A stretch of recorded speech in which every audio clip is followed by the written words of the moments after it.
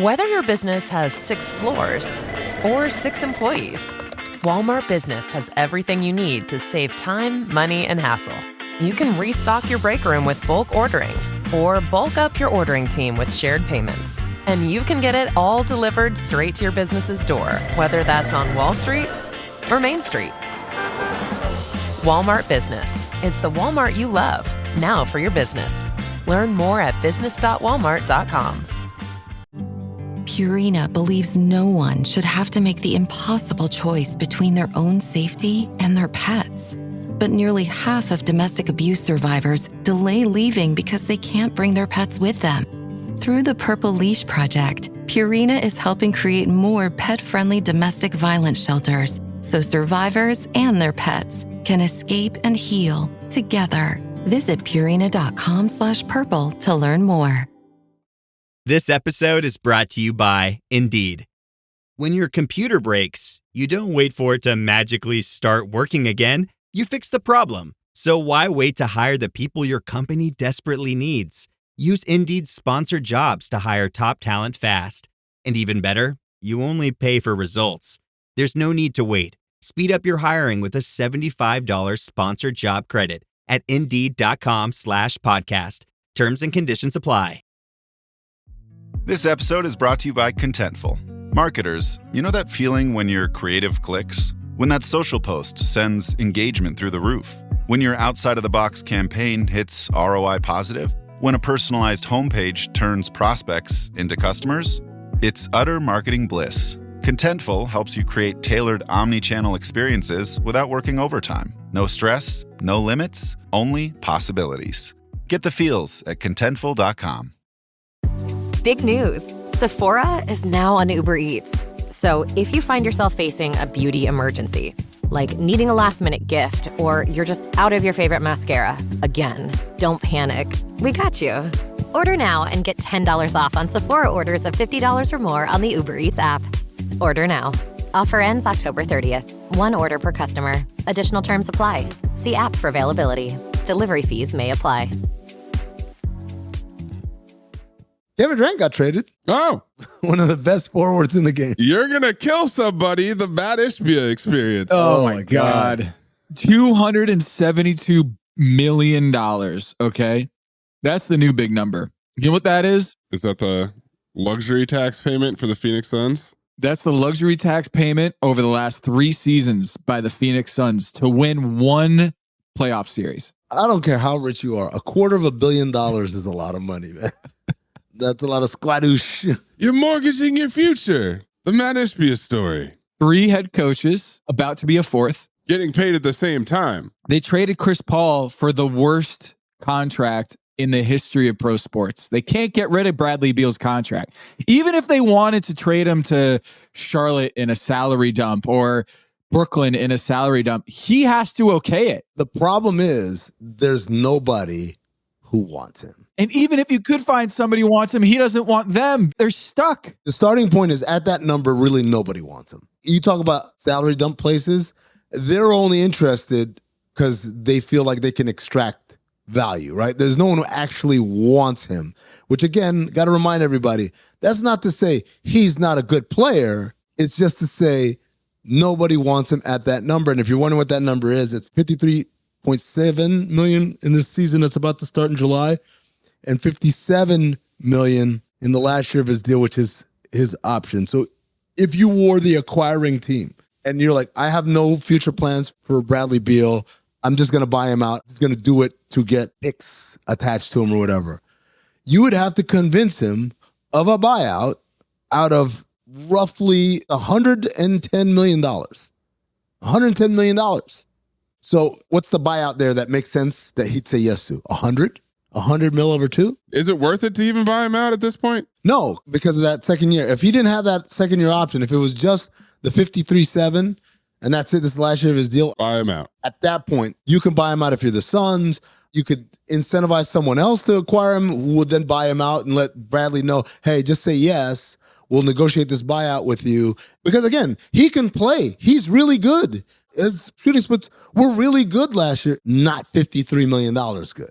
And definitely not 53 and then $55 million good. I'm told by Keith Smith from Spottrack.com. Spotrac? They can't waive and stretch Bradley Beal. The Suns can't? No. There is a quirk with the stretch provision to prevent a team loading up on bad salary, then stretching it to no ends. In any given season, the amount of stretch salary a team has on its books can total no more than 15% of the salary cap in the year the player was waived. This is the catch for the Suns. As covered above, Beal would count for roughly $22.1 million in dead salary on the books if he was waived and stretched. And the Suns already have the following in stretched dead salary on their books for 26. They got Nasir Little's contract and EJ Little's contract. Whoa, that's really weird. Two Littles. Is it Liddell? Liddell. EJ Liddell and Nasir Little. If you add Beal's stretch $22 million to that, you get $26 million in stretch salary, which means that it is above the allowable amount of 15%. So even if Mat Ishbia was like, all right, fine. We'll buy you out and stretch you over the next, 4 years. Can't do that. Nas Little makes $3.1 million a year for the next 6 years. Is this the worst start to an owner's tenure in Phoenix? In Phoenix? To spend that much, to cycle through that many coaches, and then just give up and say, I'm going to hire my buddies at Michigan State, and we're going to run this thing into the... That's my favorite thing. His statement was, all right, I've been hands off long enough. This is the Mat Ishbia era right now. This is the first move. Now it begins. We used to do things one way. And now we're going to do things differently, my way. I've stepped in. Yeah, they told me to be in the background. I'm sick and tired of being in the background. Here I am. I do think we need to recreate the Goran Dragic, Isaiah Thomas, Eric Bledsoe all holding the ball and smiling picture. With the shooting guards? With Devin Booker, Jalen Green, and Bradley Beal. It's almost like a huddle. A bunch of hands reaching in.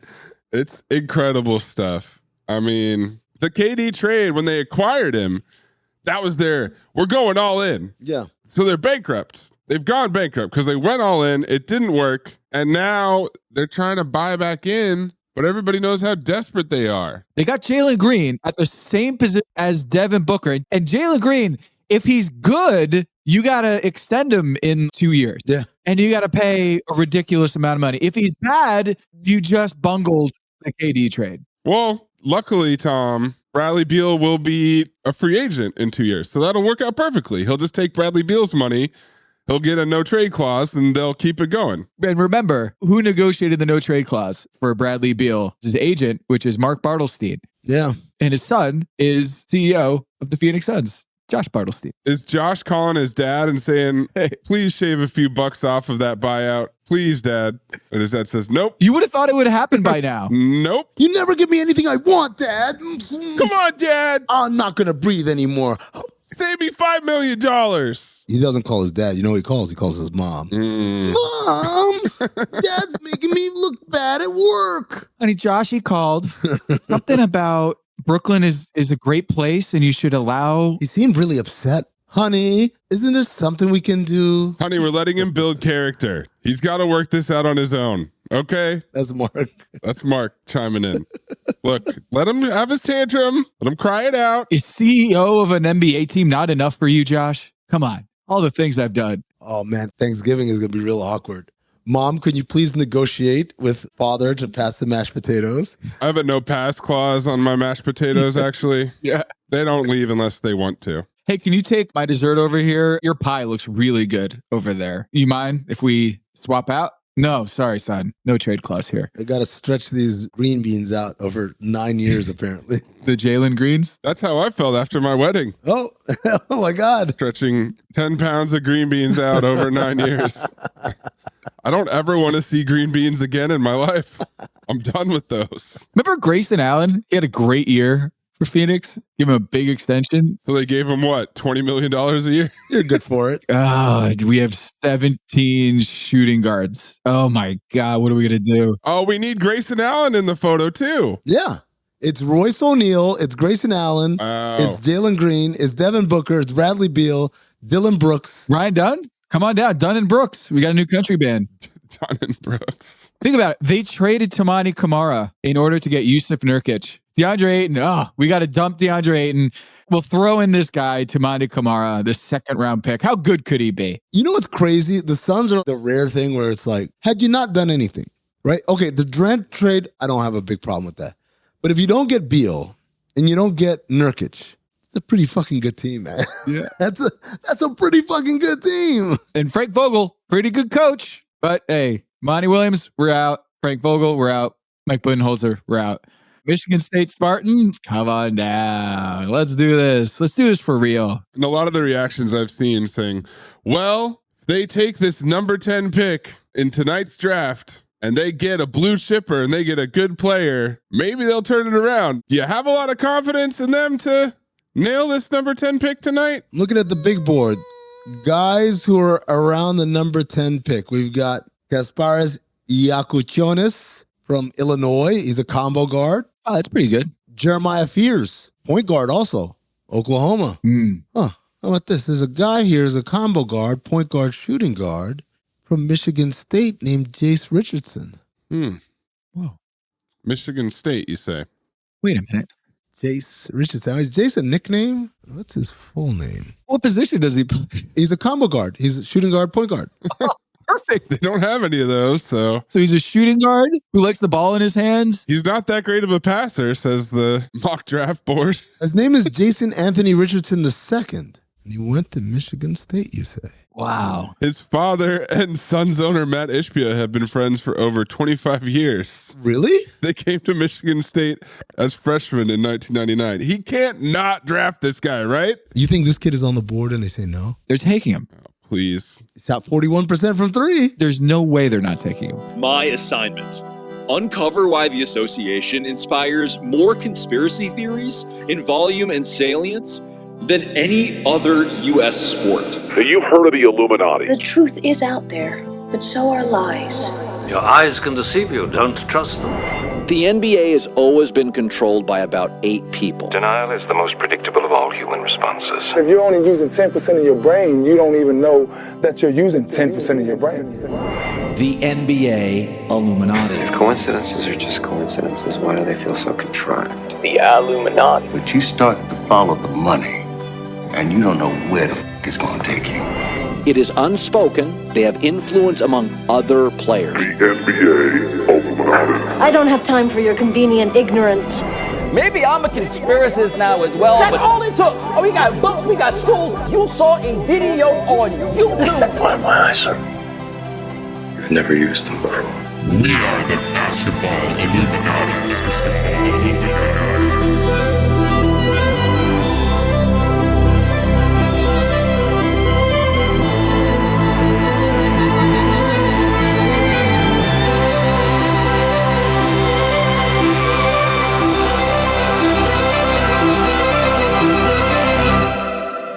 This is Basketball Illuminati. I'm Tom Haberstroh, and as always, I am joined by the 5-star Illuminati generals, Amin Elhassan and producer Anthony Mays. Members of the Illumination can support us on Patreon at patreon.com/countthedings. You can also show your support by wearing a Third Eye hat or a Basketball Illuminati shirt or hoodie. Check out the link in the show notes or go to the Count the Ding store on Cotton Bureau and keep that third eye open. We have an NBA champion, the Oklahoma City Thunder. But I feel like, can we just do it? Can we just say there should be an asterisk on this team? Whoa, really? Wow, at the rip? You guys have been so supportive of the Thunder all playoffs long. And now you want to put an asterisk on this thing? Yeah. I don't. I like being right. Well, I did some research. Okay, well, now maybe I want to put an asterisk on it. If it means saying that he's right, put an asterisk right there. Because why, Tom? Well, we'll get into it because I did some research and I have this really scientific rubric on which champions deserve an asterisk on their championship. Oh, there's more than one. Yeah, I have a list. I have a short list of NBA champions that because of some illegitimacies, you have to discredit them. And with all the things that helped the Thunder win the championship this year, we should do the official list. But first.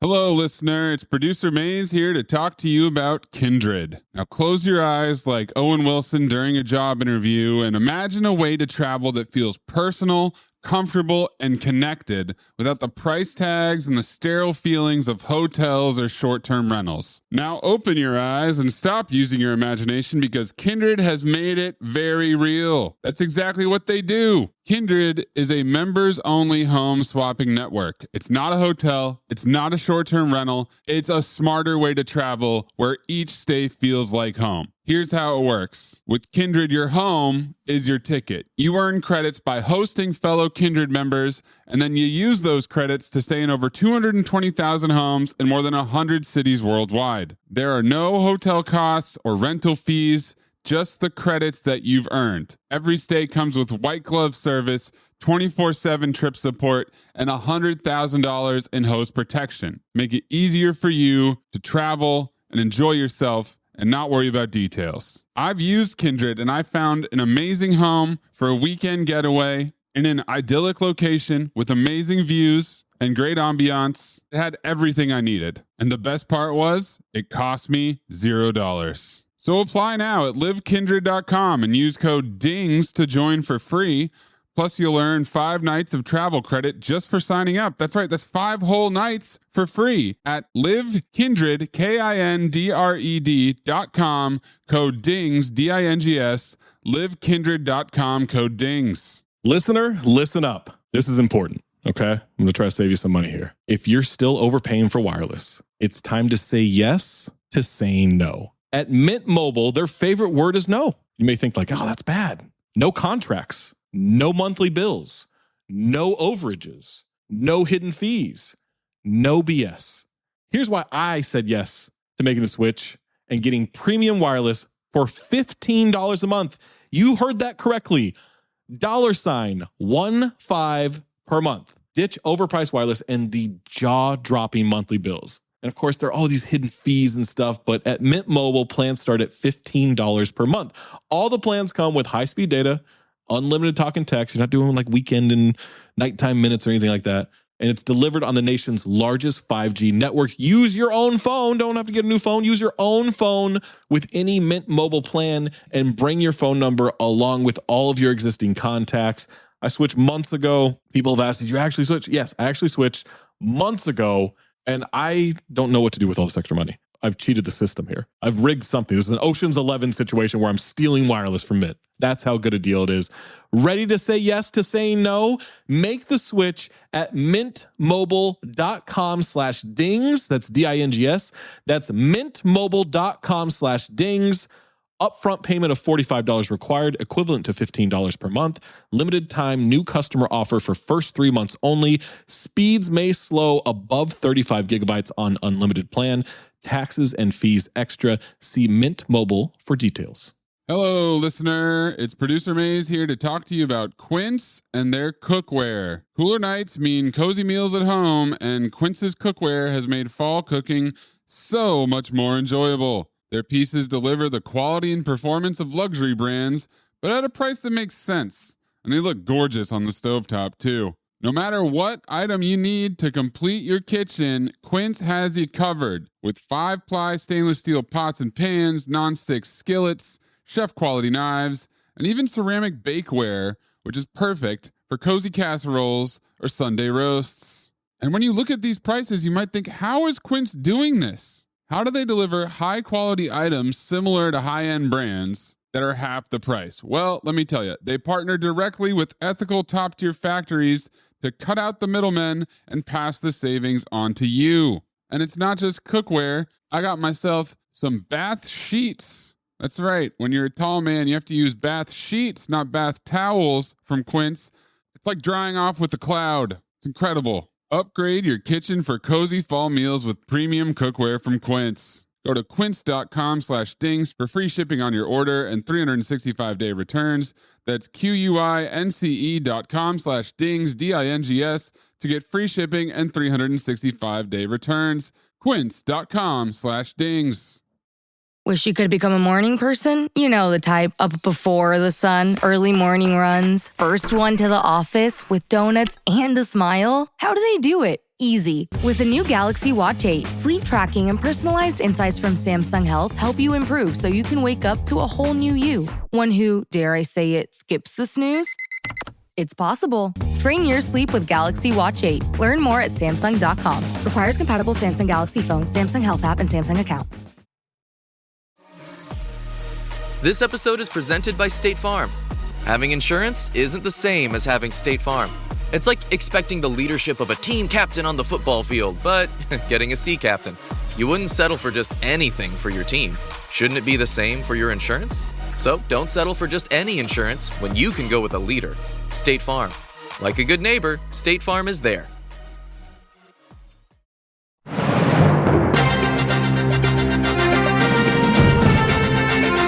You are listening to The Agenda with Amin Elhassan and Tom Haberstroh. So I don't think we needed to see it that many times. First 15 times that we saw. I mean, I don't think you know what we're talking about here. I have no clue what you're talking about. Is it somebody's hog?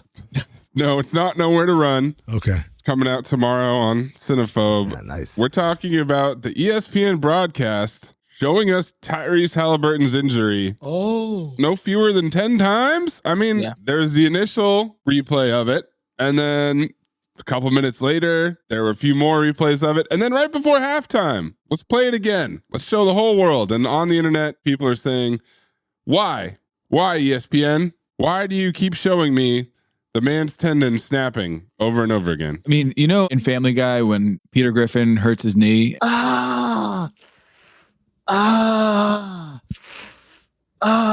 And it just keeps going and going. And the comedy is that it just doesn't stop. I was like, when is this going to become comical? Never. Please stop. Never. Please stop showing us this injury because it's not getting any better. And in fact, it's making me sick. And I kind of don't want to watch anymore. I didn't see the injury until after the game, after the media availability, after everything. I got on the bus, leaving the arena, coming back to the hotel, and the bus had TVs and they're playing ESPN. That was my first time me actually seeing the injury because what I saw in the arena was him fall down, the thunder fast break, the crowd going nuts because they just turned over and got a dunk from Jalen Williams, and then the entire Pacers bench crowd around Haliburton as he lay prone on the floor. And it was at that moment I thought, oh, maybe he's not selling a call. Maybe it's something a little bit more. And then when he walked out with the towel over his head on one leg, being helped off by James Johnson and a member of the staff, I thought to myself, yeah, I'm pretty sure he ruptured his Achilles there. But to be clear, you saw it later on ESPN. I did. Where they continued to replay the injury again and again. I kept going. Hours later, I got on a bus that randomly had ESPN on, and they were still showing it. Almost the first thing you saw. The first thing I saw, I looked up and was like, oh. Tyrese Haliburton injury. And I felt like it was great reporting from Lisa Salters, but also it was a sign of the times where we can't really get the information because we're trying to protect the player. So she went to his dad. Mr. Haliburton confirmed that it is an Achilles injury. And he said that Tyrese is doing as well as he can be under the circumstances. The entire family is back there with him, his mom, his dad, his brother.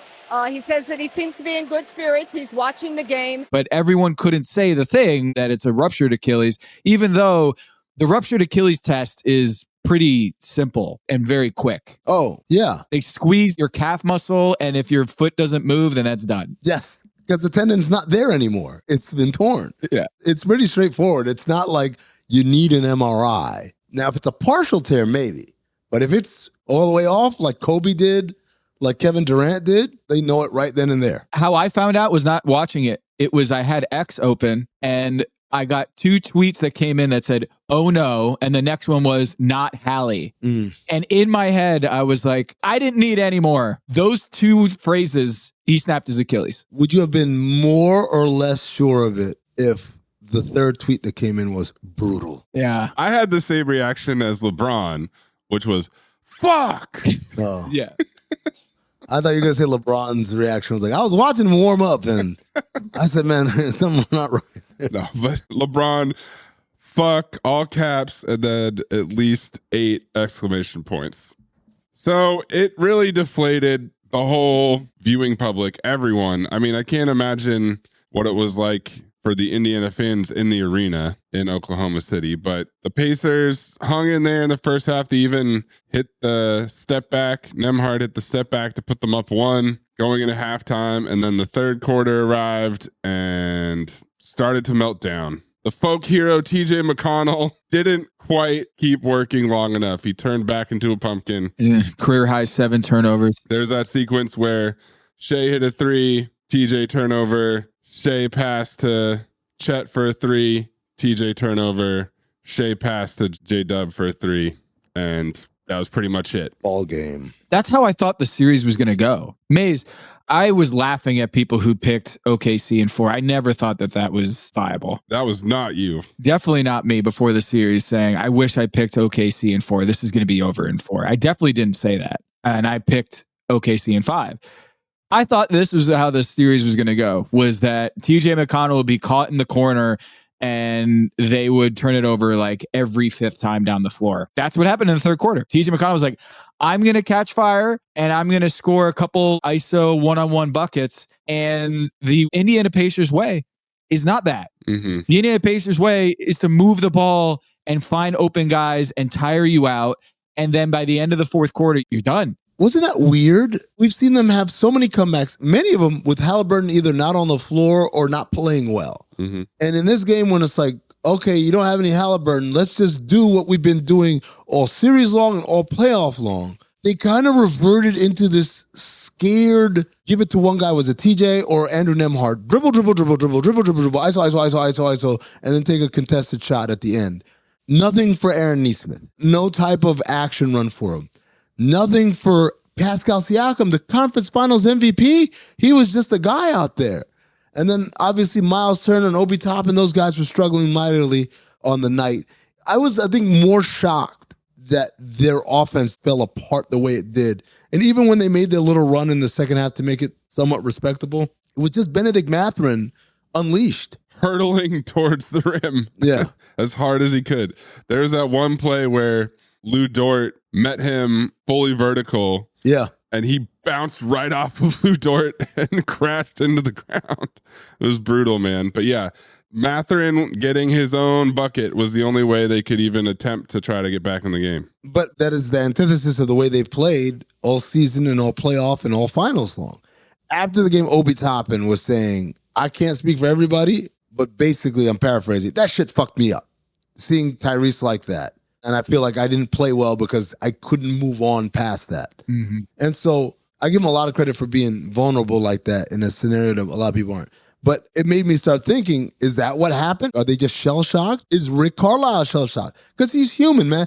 It's not just, our fearless leader is out and he's not coming back. If he had rolled an ankle or broken his hand or whatever, I think it was because it's an Achilles tear and he had the calf issue. And I'm wondering, like, are they fucked up in the head? Like, damn, did we ruin this kid's life by playing too close to the edge, too close to the margin? Well, I mean, I was there. Were you there for when KD did it in the finals? No. So 2019 in Toronto, game 5, he snaps his Achilles and the fans started cheering in Toronto. Drake had to do the whole like, oh no, Hey guys, come on guys, have a little class. OKC, what was the vibe like in the arena when he went down? Because it sounded like they were also kind of shell-shocked. As we're going back up court and he's still down, they're like, "Wah?" And then a little bit of a silence as, there's a timeout and everyone's on the court. Then when he got up and he started hobbling off, they did the polite applause. But there wasn't any mocking cheering of like, haha. No. Because it happened,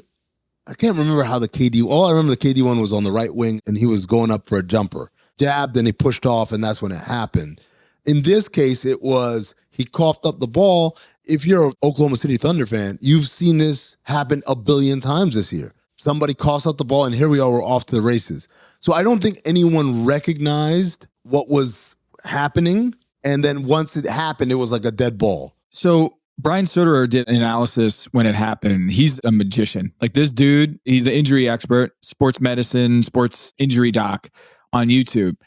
He had a very thoughtful, very thorough expert opinion about what happened with video, and he's dressed as a doctor within like 3 minutes of it happening. Yeah. Well, the lab coat on, right? He has a shirt and tie, but it feels like he has a lab coat. Yeah. He mentioned something that I felt like was something I want to talk about with you is Tyrese Haliburton had said he had an ankle issue. It wasn't a calf. He described it as an ankle. Earlier in the finals. We're talking about game 2, yeah. And then the team called it a calf strain in the same way that KD was dealing with a calf strain. And there was question whether that was actually an Achilles issue, but they didn't want to describe it as an Achilles issue because that's scary. Right. So I'm wondering if now teams are going to be like, he has an Achilles issue, because a calf strain, people are going to be like, wait a minute, this is what happened to KD and this is what happened to Damian Lillard, and this is what happened to Tyrese Haliburton. I don't trust that this is actually a calf muscle issue. I think it's more an Achilles thing that we're trying to not smoke screen, but the reason why you smoke screen it is because you want to have the ability to get the guy out there on the floor.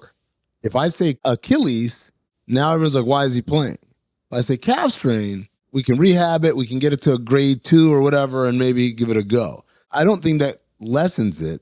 Right? I don't think you got to start being super honest, because super honesty probably limits your ability to say, he's good to play, number one. Number two, these decisions always come in the backdrop of there's a medical professional involved, and they are telling you what the risks are. And they're also telling you if you cannot play. I can't speak for professional football, but I know in the NBA, I'd be surprised if there was a doctor who would be like, yeah, I'll clear him even though he shouldn't be playing. The doctors will tell you what the risks are, but if you should not be playing, they will say he is not cleared. They will not clear you.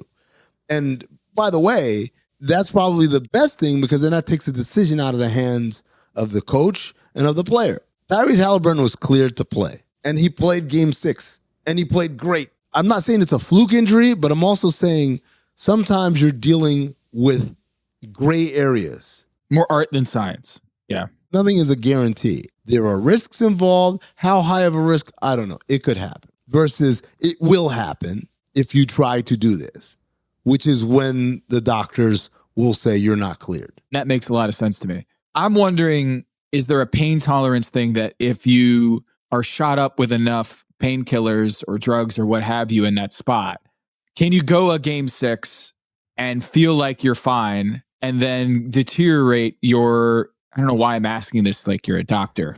Hold on, let me get my lab coat. But I remember back in 2019 when KD happened and we're at the press conference and Bob Myers is crying. Yeah. I feel responsibility, even though KD really wanted to play. To be fair, Bob Myers always sounds like he's about to cry or he just got done crying. He's verklempt. Have you noticed that every time Bob Myers is talking, the Oklahoma City had a great year, and I saw Kevin Pritchard in the hallway, and he said, oh, he's always on the verge. I can't even do the voice because there's a quiver in it when he talks. And that's the other thing. I asked one of my friends, what did Bob Myers say at halftime? Because I'm thinking, oh my God, this dude is going to have all of this Achilles shit. Because when else has this happened in NBA Finals? He was the one. And I heard he didn't say shit. He had nothing of note. I don't think he was asked. What?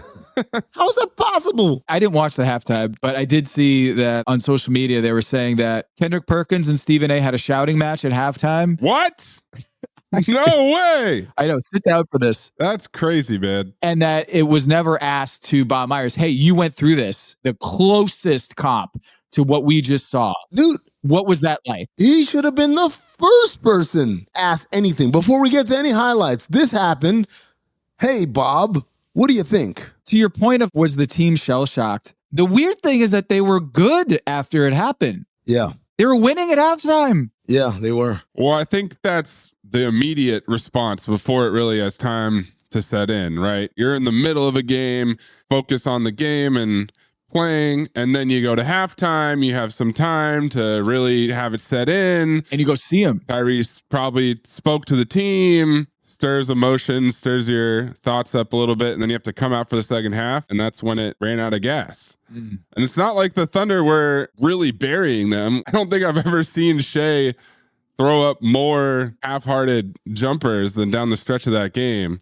But yeah, I would imagine that having that much time to really absorb the tragedy of what happened was destabilizing. The other part of it is they weren't up playing the way they played earlier in the playoffs. They were winning, yes, but it was, like I said, it's a lot of ISO play, and they happened to make shots, and they defended. That was the other thing.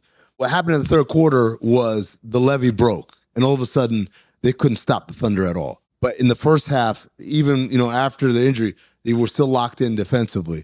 But offensively, the offense was never good. It was uncharacteristic, as I said. It wasn't what we've come to expect of them. A team backed by a fan base that never sat down, never went quiet, and never stopped believing. Others said we were not supposed to be here. They saw doubt, but we saw destiny. There's another part of this, by the way, a bigger conversation about Achilles tears and how this has been the year of the Achilles, right? Because we've had more Achilles injuries this season than any other in record. I think the previous high was 5 in 2015. And we had 8, maybe 9 if you count Thanasis, who got hurt last summer playing for Greece. And there's a draft prospect that just tore his Achilles. 8, 9, whatever the number is. 3 of them during the playoffs, all in the Eastern Conference. And then most specifically, 3 of them on the Indiana Pacers alone. Tyrese Haliburton, Isaiah Jackson, James Wiseman. So, of course, this always kicks off a round of, the schedule is too many games. This is what's happening. These players are breaking down. Do I really sound like that? Do I sound like that? You sure do. And I want to push back on that. I don't think this is a games thing. I think this is I've been playing basketball since 9 years old, and only basketball, overuse of the same mechanics over and over again, and overtraining, and no off season, and no breaks. That's what's happening. I don't think it's 82 games that's doing it. And if you shorten the season, you know what happens? That means we get more practice time. So you're back to overusing. You're expecting, hey, if I give you this rest, you're going to rest, right? Like, sure. No, I'm not. I'm going to take it and do some other shit with it. Mm-hmm. I'm going to go hoop. It's a combination of decades of wear and tear prior to getting to this stage. Again, kid in a pre-draft. He hasn't played a single NBA game. Thanasis Antetokounmpo, he plays like what? 100 minutes a year, something like that. These aren't because the schedule is too long. And then the other part of this is, and I cannot stress this enough, the human body was not made to do the things that these guys are doing.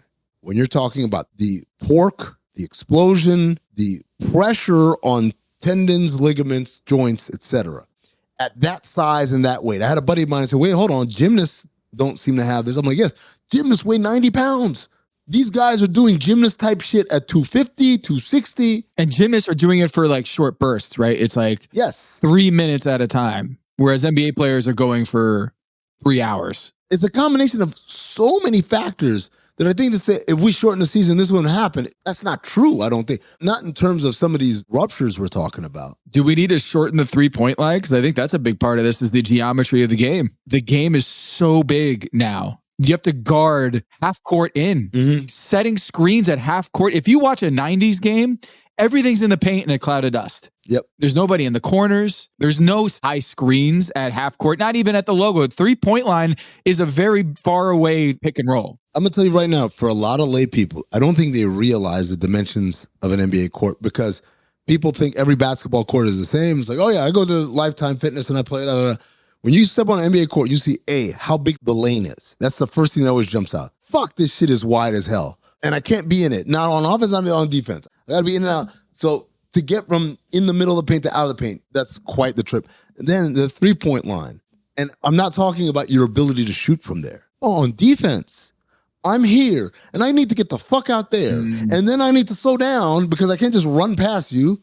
And then you're moving this, and then I got to come back this way. And then I peeled off, and I got to go help the helper because someone picked up my man. He's all the way at the top, and I got to sprint all the way. These distances are massive. And you got the guys doing the Ryan Anderson 2 feet beyond the 3-point line. Tyrese. So now the distance covered is even further. So the only way I can get out there is by moving faster. But I have to stop. I have to decelerate in time. So I've got to stop shorter. And all of these things are pushing and pulling on muscles and tendons and ligaments. No one ever imagined that the body would go through all this stuff. Now, do you think that LeBron's idea of 40-minute game, not LeBron's idea, I should say. Adam's idea. Right. Adam Silver trying to get to FIBA rules. And on Mind the Game, LeBron was coming around to the idea of 40-minute quarters.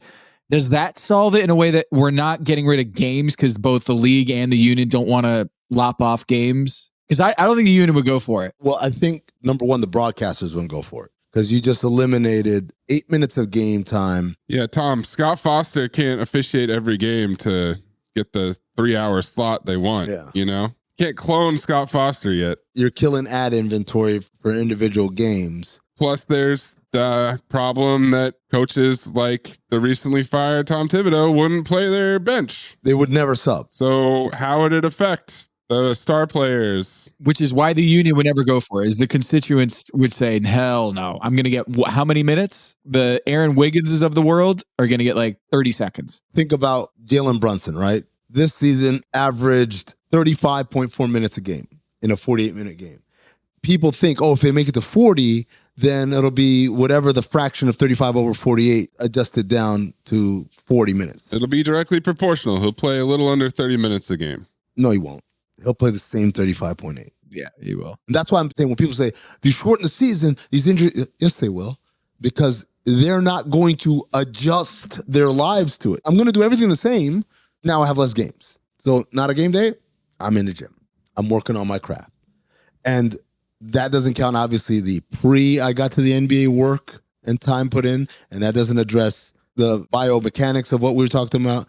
Doesn't address any of those things. It's literally like, hey, our power bill is way too high, and then I turn off the bathroom light. Like, look, I saved money. With my hands on my hips. Look at me. I'm proud. I think there should be fewer games. I'm not totally bought in the idea that the players will continue to have the same rate of injuries, even if there's 60 games in the season. And you'd save money if you turn off the bathroom light. It's true. You would save money. I think the games would matter more. So you're right to the extent that if we cut down 48 minutes to 40, you're going to get the same number of minutes, not proportional to the decrease in the shorter game.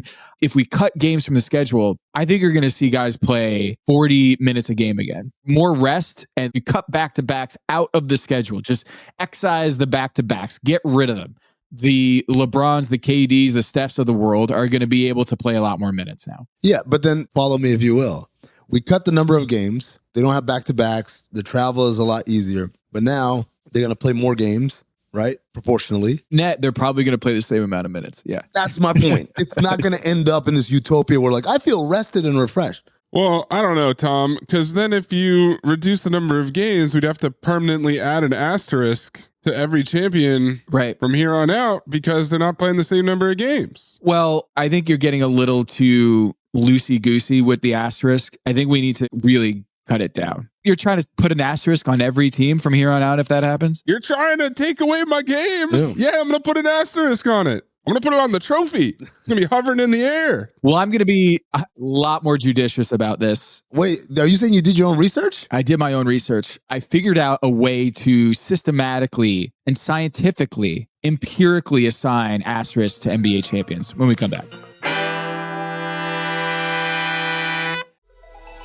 Experience a membership that backs what you're building with American Express Business Platinum. Enjoy complimentary access to the American Express Global Lounge Collection and a welcome offer of 200,000 points after you spend $20,000 on purchases on the card within your first 3 months of membership. American Express Business Platinum. There's nothing like it. Terms apply. Learn more at americanexpress.com/business-platinum. It's the Smucker's Uncrustables podcast with your host, Uncrustables. Okay, today's guest is rough around the edges. Please welcome Crust. Thanks for having me. Today's topic, he's round with soft, pillowy bread. Hey. Filled with delicious PB&J. Are you talking about yourself? And you can take him anywhere. Why'd you invite? And we are out of time. Are you really cutting me off? Uncrustables are the best part of the sandwich. Sorry, Crust. At Blinds.com, it's not just about window treatments. It's about you, your style, your space, your way. Whether you DIY or want the pros to handle it all, you'll have the confidence of knowing it's done right. From free expert design help to our 100% satisfaction guarantee, everything we do is made to fit your life and your windows. Because at Blinds.com, the only thing we treat better than windows is you. Visit Blinds.com now for up to 50% off primetime deals and free professional installation. Rules and restrictions apply. What does that look like? you doing your own research? Are you doing studies yourself? Are you in the lab on a nightly basis? What are you doing? Do your own research. Do your own research. Do your own research. Do your own research. Doing your own research. I'm not a scientist. I'm not here to tell everyone that this is it. For me, it's just giving everyone a chance to do their own research and find their own knowledge.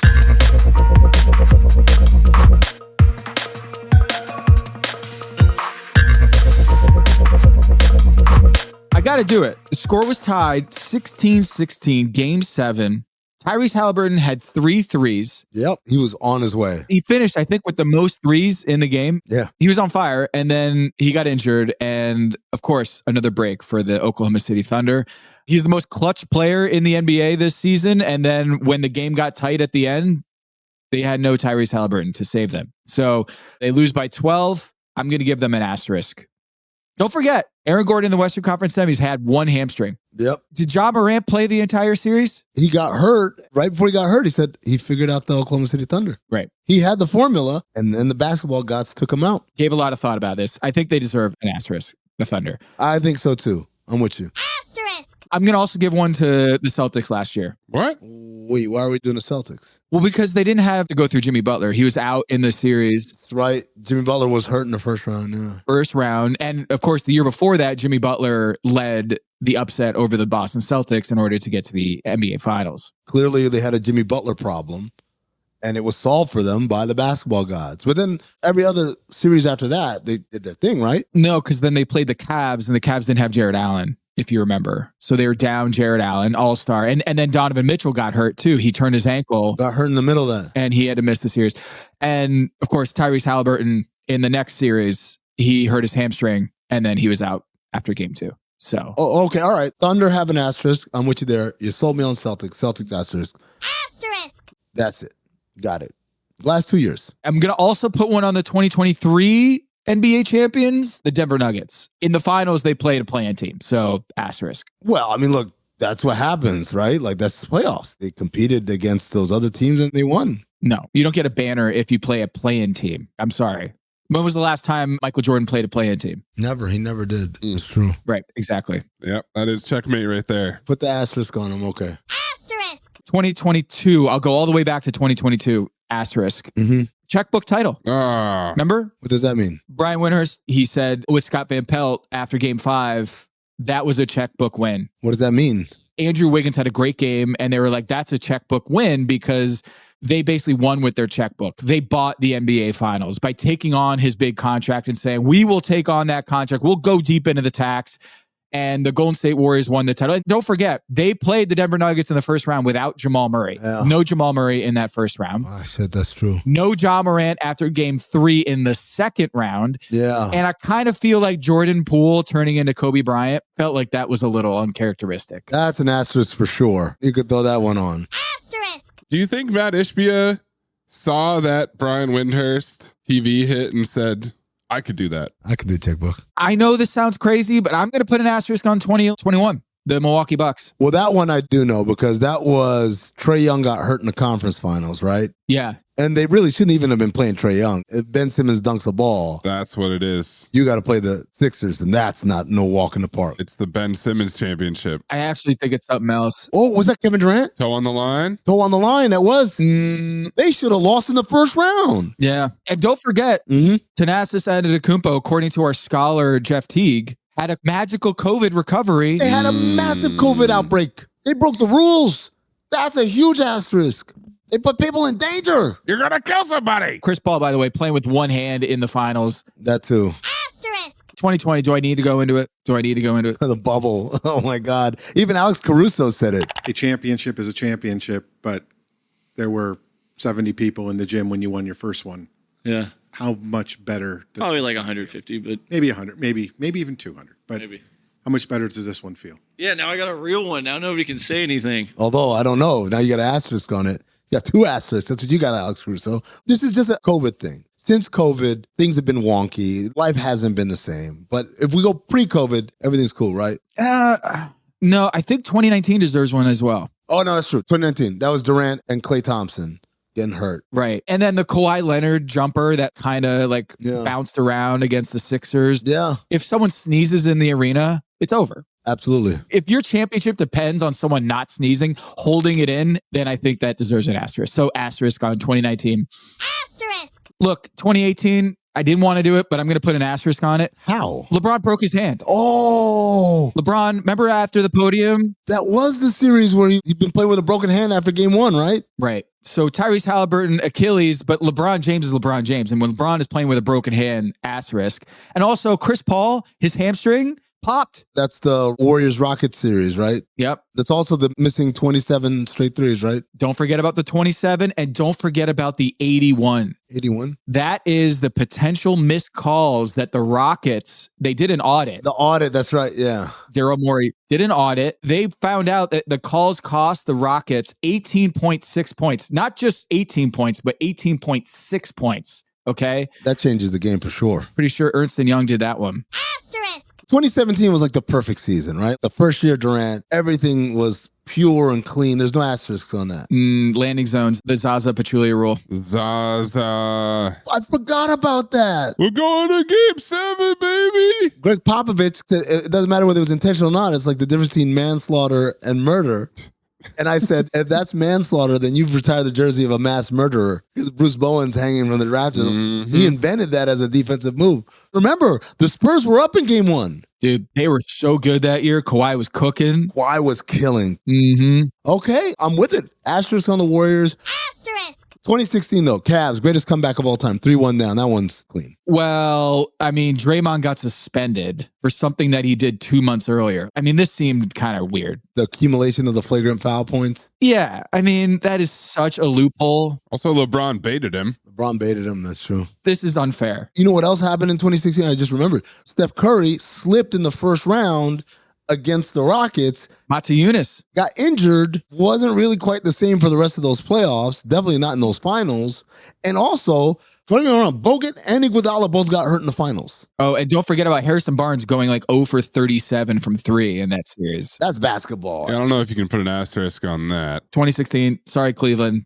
Asterisk. Well, so 2016 has an asterisk, and then because of that asterisk, Draymond Green called Kevin Durant from the parking lot. So now 2017 has an asterisk. So it's a chain reaction. And the cap spike. Think about it. The fact that they could even get Kevin Durant in the first place. That's a huge asterisk. CB asterisk. Yeah. I've been really kind of stingy up to this point. No. But I'm going to go ahead. 2015 asterisk. A full decade of asterisks, huh? Well, Kevin Love and Kyrie basically didn't play in the finals. Kevin Love got his shoulder ripped out of his socket. Delly had to go to the hospital. I know it was because Steph Curry put him in the hospital, but he had to go to the hospital, which seems... I'm going to say that's not because he put him in the hospital. That's not a big deal. But I am going to say Kyrie getting hurt in game 1 and Kevin Love being out, that's enough. I mean, there's 2 Hall of Famers. 2 of their big 3 was out. Also, James Harden in the Western Conference Finals, game 5, he had 12 turnovers. Which, was he trying to throw the game? Asterisk. 2014, we all know the AC game. The AC game, fuck out of here. The one thing LeBron can't deal with is cramps. Krampus. That's it. So 2014, obvious asterisk. 2014, super asterisk.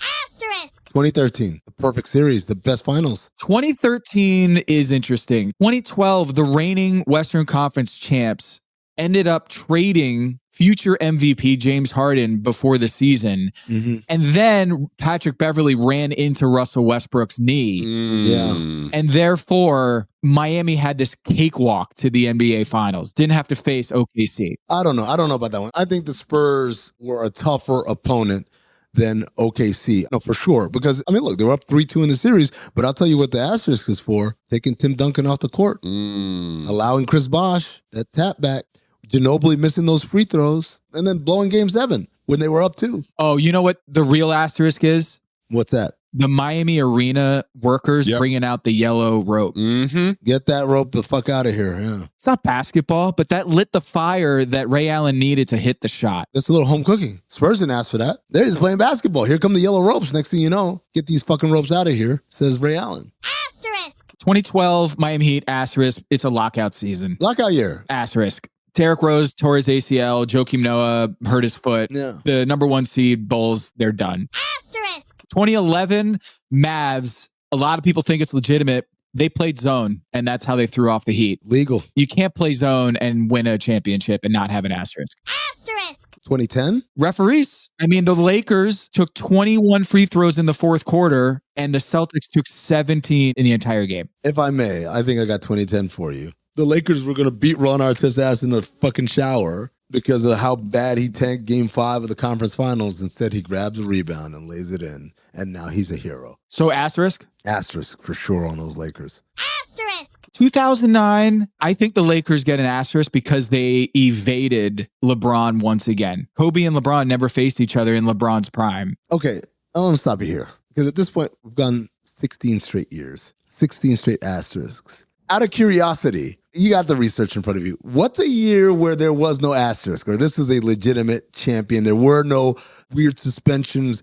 Nobody was hurt. They didn't duck anybody. There was no global pandemic bubble or any of that stuff. Where in your research has someone won a legitimate championship? I don't have one.